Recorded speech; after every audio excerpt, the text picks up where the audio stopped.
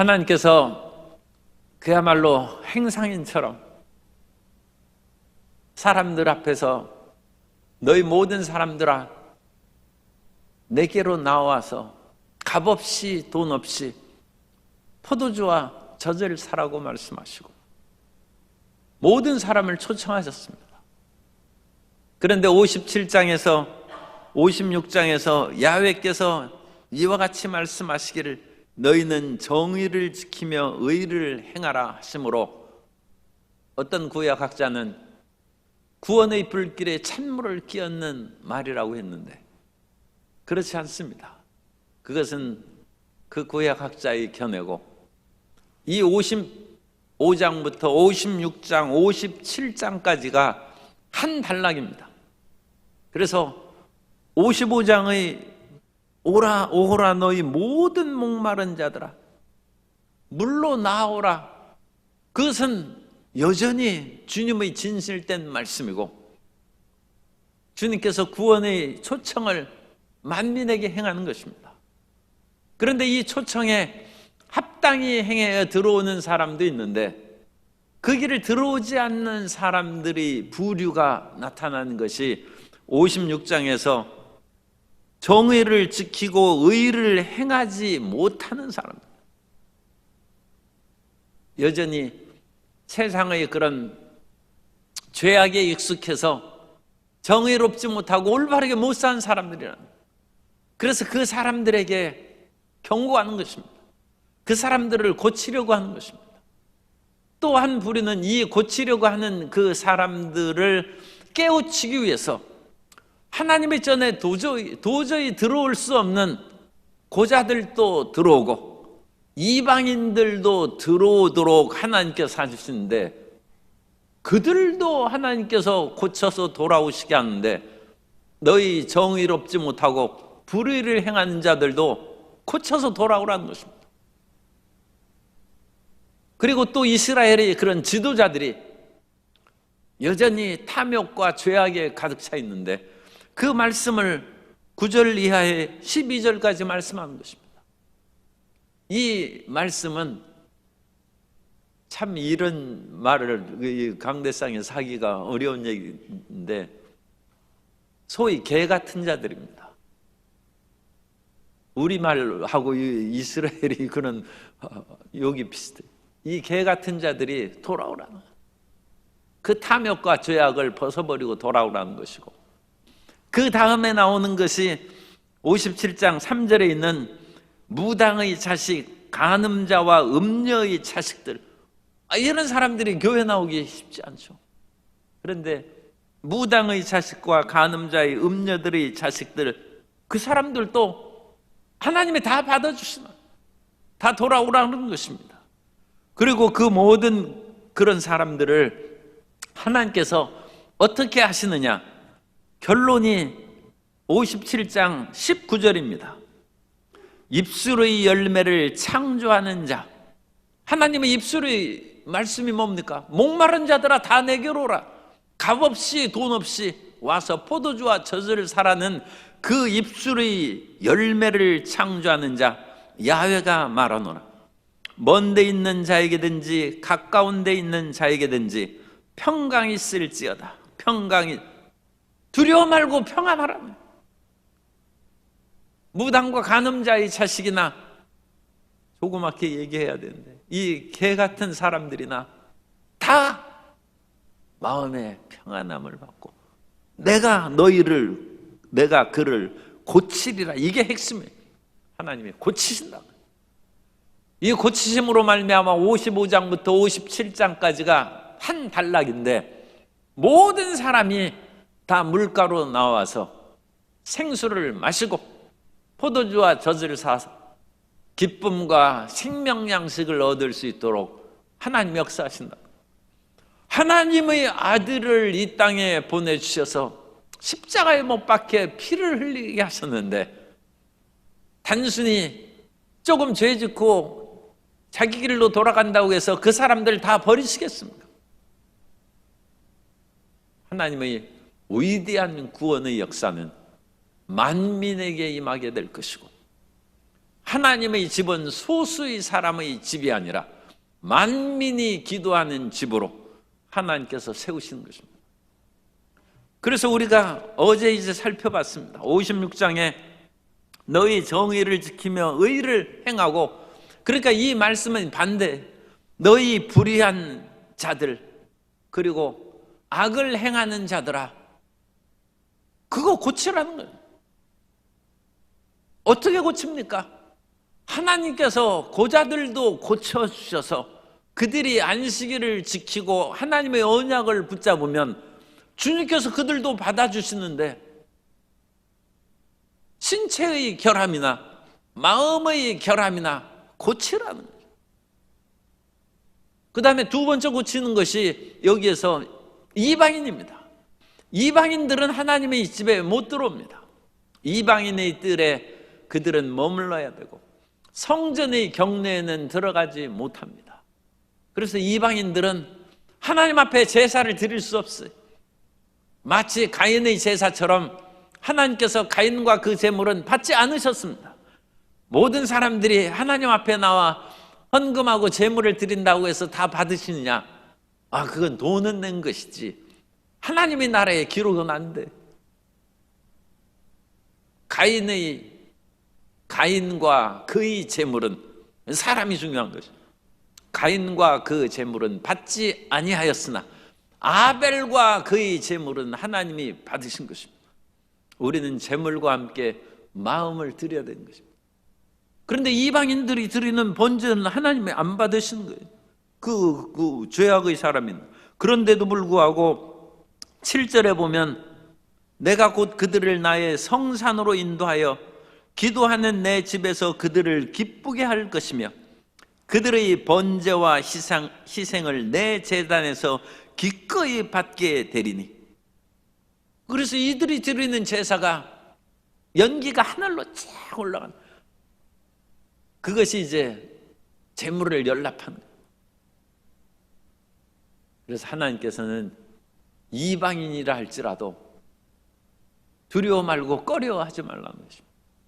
그 이방인이라 할지라도 내가 6절에 있는 것처럼 야훼와 연합하여 그를 섬기며 야훼의 이름을 사랑하며 그의 종이 되며 안식일을 지켜 더럽히지 아니하며 나의 언약을 굳게 지키는 이방인마다 다 받아준다.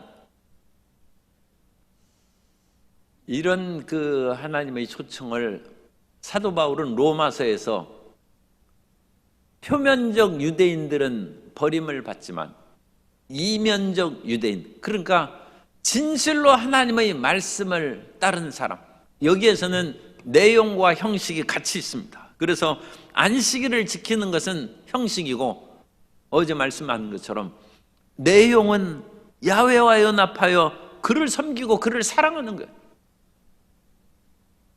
그래서 하나님의 전에 나와서 그냥 왔다 갔다 하면 그것은 이사야가 처음에 1장에서 얘기하는 것처럼 그들이 무수한 번제물과 나를 향해서 오는 것이 무엇이 유익하냐? 내 마당만 밟을 뿐이니라. 하나님이 그들을 안 받으신다. 왜냐하면 마음이 없어. 그래서 마음을 드리는 거예요.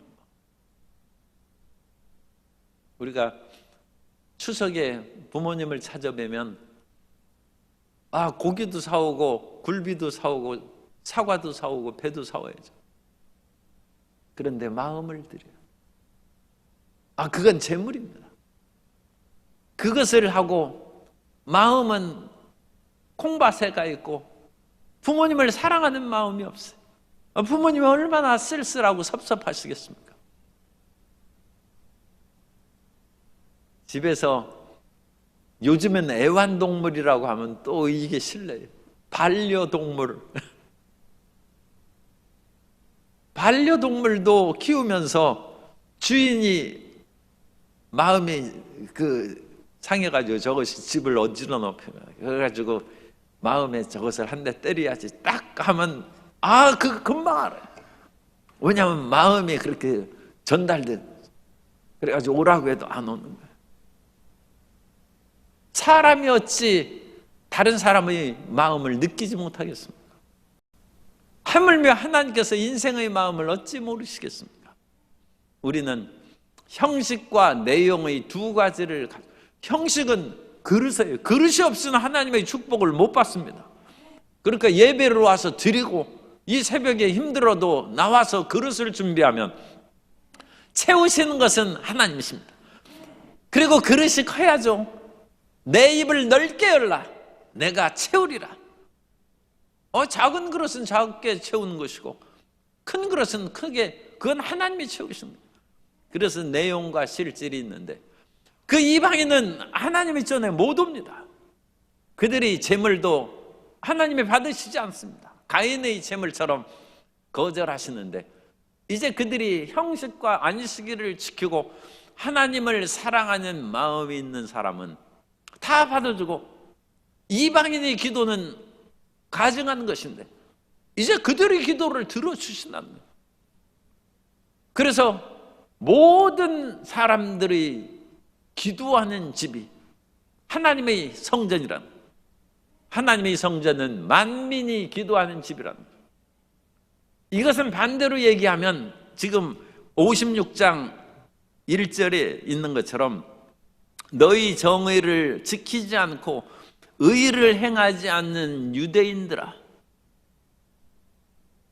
너희 마음을 돌이켜서 하나님 앞에 의롭게 살아라. 내가 고자나 이방인들까지도 다 받아주고 그 기도를 들어주는데 너희도 하나님 어찌하여 내 기도를 듣지 않으십니까? 아니, 불의한 삶을 살면서 하나님의 그 기도를 받으실 때 유대인들이 손을 들고 기도합니다. 손을 들어 본 그 손에 피가 가득하다는 거예요. 죄악의 그런 피, 다른 사람을 괴롭힌 그 피가 가득한 손을 하나님이 눈을 돌리신다는 거예요. 어찌 그 기도를 들으시겠습니까? 어찌 그 손을 그 하나님이 쳐다보고 차라리 고개를 돌리신다는 거예요. 너희 손에 피가 가득합니다. 그러므로 정의를 모르고 의를 행하지 않는 사람은 그 길을 돌이켜서 하나님 앞에 연락되는 기도의 사람이 되라는 것입니다. 그리고 하나님께서 지금 고치고 계시는 거예요. 그 결론은 아까 말씀드린 것처럼 모든 사람 다 오라 하는 입술의 열매를 하나님께서 창조하시고 내가 그를 고치리라 하셨는데 그래서 이 사람들도 고침받아요. 우리가 좀 잘못한 것이 있어도 하나님께서 우리를 고치고 새롭게 하여 주시고 그 험악한 길에서 우리를 돌이키고 도저히 성전에 나올 수 없는 그런 종류의 사람들도 받으시는데 어찌 유대인들을 받지 아니하고 어찌 예수님을 먼저 믿은 사람을 받지 않겠습니까? 그러므로 우리 마음을 돌이켜서 우리보다 더 정직하고 예수님 믿는 사람들보다 더 정직하고 의롭게 살아가는 그 사람들을 우리가 능가하는 믿음으로 살아야 될 줄로 믿습니다. 그것이 너희의 의가 서기관과 바리새인의 의보다 더 낫지 못하면 결단코 천국에 들어가지 못하리라. 그 말씀을 우리가 기억해야 됩니다. 그리고 나서 이제 이스라엘의 지도자들에 대한 책망이에요. 이스라엘 참 제가 이런 말은 잘 안 하는데 어쨌든 이 사람들은 이 개 같은 자들이에요. 왜냐하면 11절에 이 개들은 탐욕이 심하여 족한 줄을 알지 못하는 자들이요 그들은 몰지각한 목자들이기 때문에 자기 욕심만 차리고 그와 같이 살아가는 지도자들에 대한 신랄한 책망이고 이 신랄한 책망은 그런 잘못된 지도자들도 하나님이 고치신다. 너희 마음을 돌이키라. 그런데 이 종류의 사람들을 그야말로 심각하게 하나님께서 경고하시는 것이 9절입니다. 들의 모든 짐승들아 숲 가운데의 모든 짐승들아 와서 먹으라. 이 지도자들 잡아먹으라는 얘기입니다. 그래서 이 지도자들이 그야말로 죽음의 길에 처하는 엄중한 심판입니다. 제가 56장 9절을 표준세 번역으로 이사야 56장 9절 표준세 번역으로 읽어드립니다. 이 지도자들을 규탄하시는 내용입니다. 들짐승들아 와서 나의 백성을 잡아먹어라. 숲속의 짐승들아 와서 나의 백성을 삼켜라.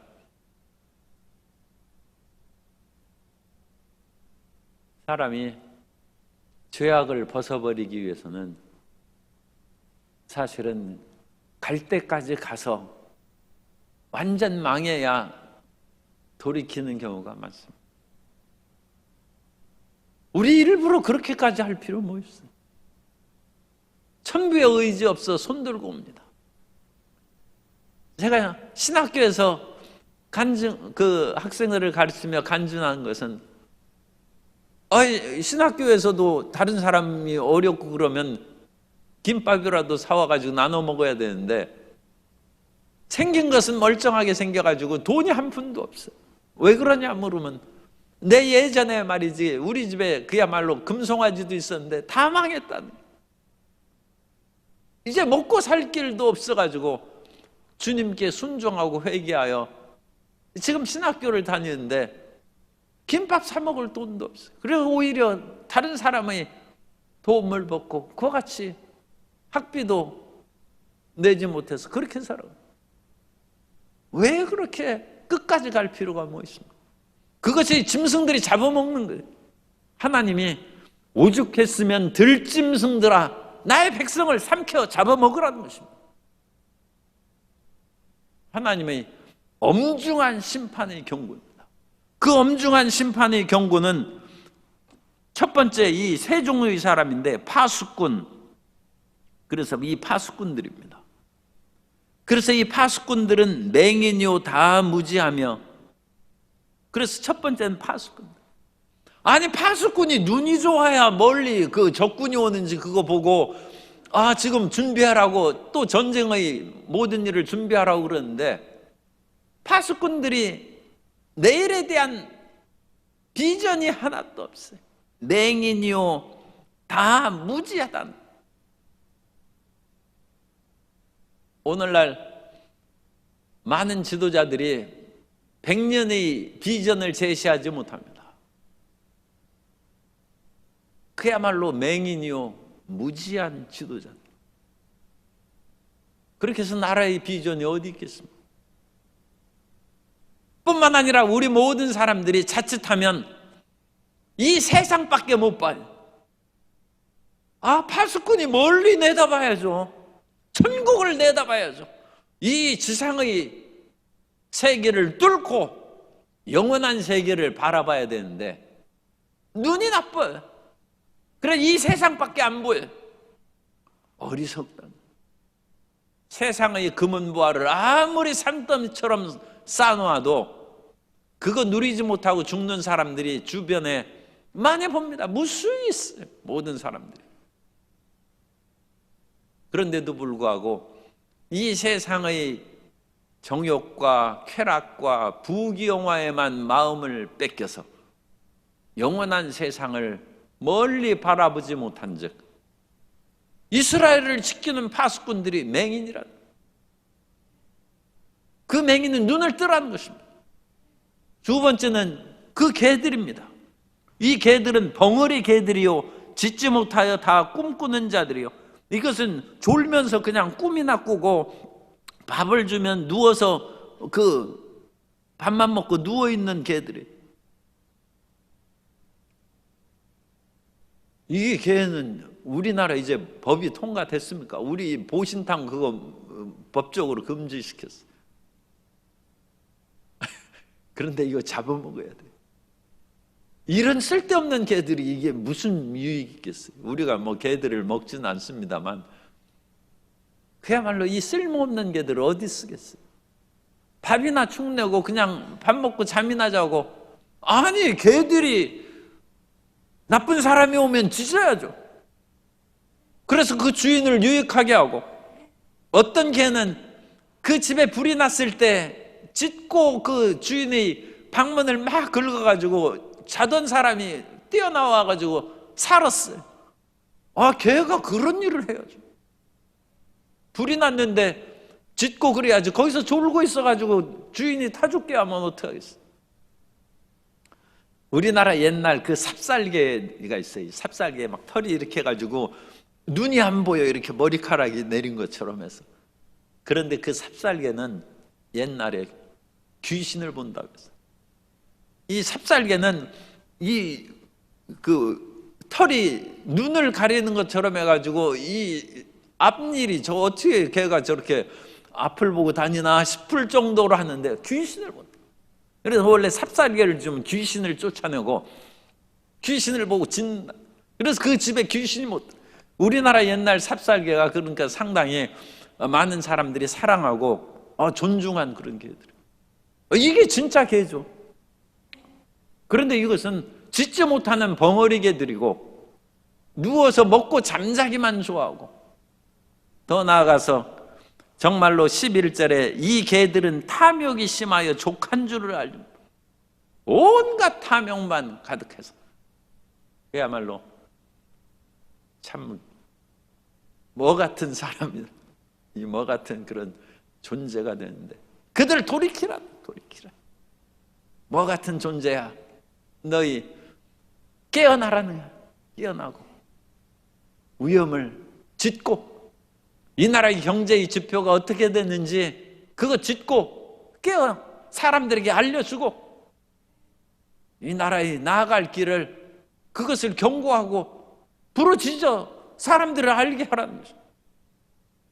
세 번째는 지금 첫 번째는 파수꾼, 두 번째는 이 벙어리 개, 그 다음에 세 번째는 목자예요. 그래서 이 목자들은 11절 중간에 있습니다. 그들은 몰지각한 목자들이라. 다 제 길로 돌아가며 사람마다 자기 이익을 취하며 올 한해가 포도주 독주를 잔뜩 마시고. 이 목자들이 포도주와 독주를 그냥 먹겠습니까? 이건 양 잡아먹는 거예요. 목자가 양을 돌보고 그들을 살려야 되는데 이 목자들이 그냥 자기 이익만 취해서 그냥 양 잡아먹고 포도주와 독주 마시면서 오늘도 즐겁게 먹고 지냈으니 내일도 또 먹겠다는 백성들을 잡아먹는 목자들입니다. 소위 옛날식으로 탐관오리죠. 백성들의 고열을 빨아먹는 그것이 목자. 어찌 그 목민관이 돼가지고 그러면 되겠습니까? 금준미주는 천인혈이요. 그 춘향전에 얘기하죠. 당신이 지금 있는 이와 같은 금잔에 있는 그런 좋은 술은 천인의 피고 기름진 음식은 만인의 그런 고열이로 만인의 기름을 짜서 먹고 그들의 피를 마시는 이 탐관오리들, 이 탐욕의 목자들, 그들을 경고해서 돌이키라는 하나님이 그들을 고치시는 것이고, 우리가 내일 이제 안 하고 다음 달에 해야 되니까 그 다음에 이것도 3절도 잠깐 무당의 자식, 간음자와 음녀의 자식들. 사실 이런 사람들이 얼마나 마음에 고통과 좌절과 비탄에 빠져 있겠습니까? 그런데 이들을 고치는 하나님. 이들도 그래서 실례의 표현입니다만 무당의 자식들도 훌륭한 주의 종이 될 수 있고, 태어나서는 안 될 것으로 여겼던 간음자와 음녀의 자식들도 하나님 나라의 백성이 된다는 거예요. 하나님이 그리스도 예수의 십자가의 죽음을 통하여 만민을 다 부르시고 그들을 고치고 돌이키셔서 만민의 기도하는 집으로 세워주실 줄 믿습니다. 이 안에서 우리가 말할 수 없는 희망을 갖고 우리 자신을 고쳐서 하나님의 기뻐하시는 길로 걸어나는 주의 자녀들이 되어야 될 줄로 믿습니다.